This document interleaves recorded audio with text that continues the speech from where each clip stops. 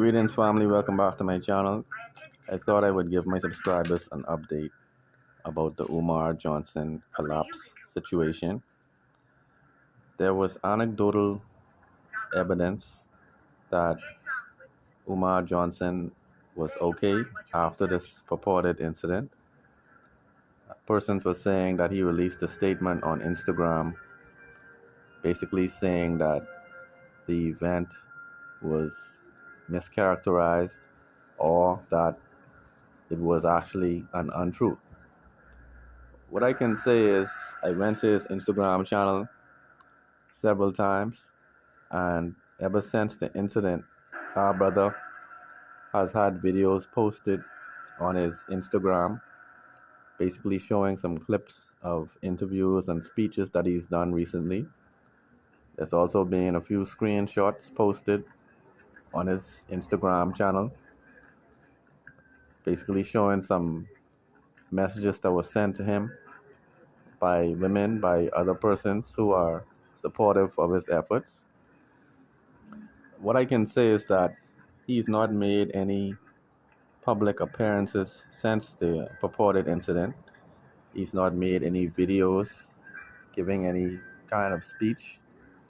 And so it's difficult to really determine what his actual condition is right now. What I can say is that we can all just remain hopeful that this incident was blown out of proportion. Let's all hope for the best in this situation. But as it stands, we've not seen or heard from our brother Umar Johnson in video form. All right. Now, we know that persons can sometimes have other individuals managing their Instagram accounts. We know that it's not impossible for him to still operate his Instagram accounts while resting, while recuperating. Okay. But at this moment, family, let's all continue to remain hopeful about the situation.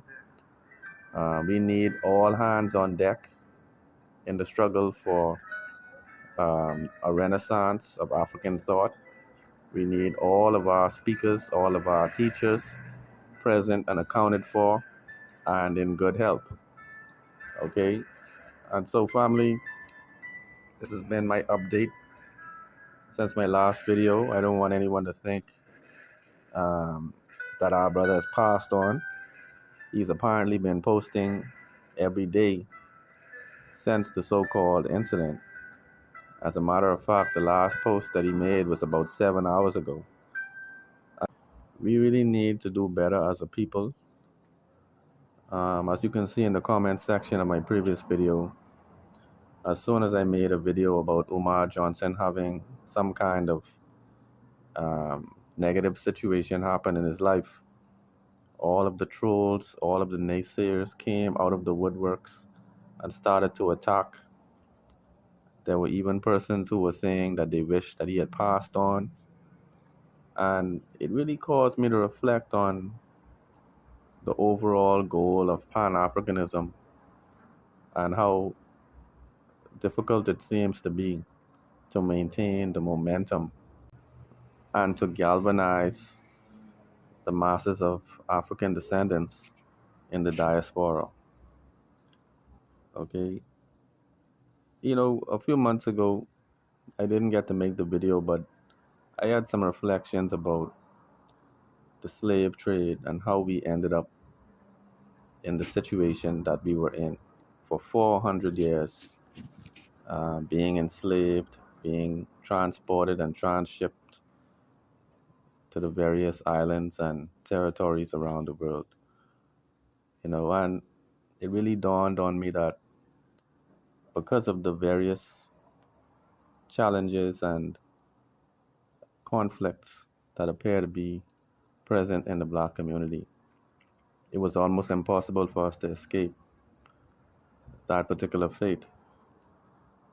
You know, and it reminded me of the old adage which says, if there is no enemy on the inside, then the enemy on the outside can't harm us. Right? And I think this is very true, and it still remains relevant today. The only way it was possible for persons to put us on the plantation is if there was dissent, if there was disunity, if there was self hate present in the black community, particularly on the African continent. You know, slave traders took advantage of the fact that there was division. Slave traders took advantage of the fact that there was disunity and hatred for each other, right? This is why it was possible to topple tribe after tribe, kingdom after kingdom, and I think after hundreds of years, we should have learned our lesson. We should have understood that this was our Achilles heel. This is what actually precipitated the decline of the African civilization. So today, family, I don't engage in the tomfoolery. I don't engage in the naysaying, the backbiting, the snide remarks that seem to characterize everyday life in the African community.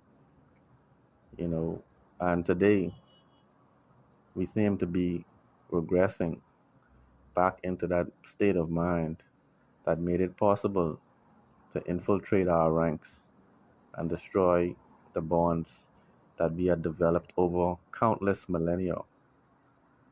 Okay, and while it is always important for us to hold persons accountable for promises and visions that they may not have realized in a timely fashion, it's also important for us to remember that these are our family members. These are persons who have a common origin with us, right? And the more that we engage in the negativity, the more we strengthen the cause of our critics, the more we strengthen the cause of persons who aim to destroy us. Okay, so we need to find a different way to address persons that we may feel are not fulfilling their obligations in a timely fashion, right? Let's resolve things internally. We don't need to come on the internet and destroy any of our conscious teachers, conscious speakers, or anyone who is actually working in our best interest, right? You need to reach out, give them a phone call, have conversations and dialogue rather than character assassination, And so, family, before this video gets too long, once again, I would like to renew my well wishes for our brother, Umar Johnson. Let's hope that he's back in the public sphere, making his rounds on social media, making his rounds on the radio, television interviews, more films. We've seen our brother has recently starred in a feature film. But let's hope for the best for all of our conscious teachers. Um, let's hope that they can all realize every vision that comes to their mind.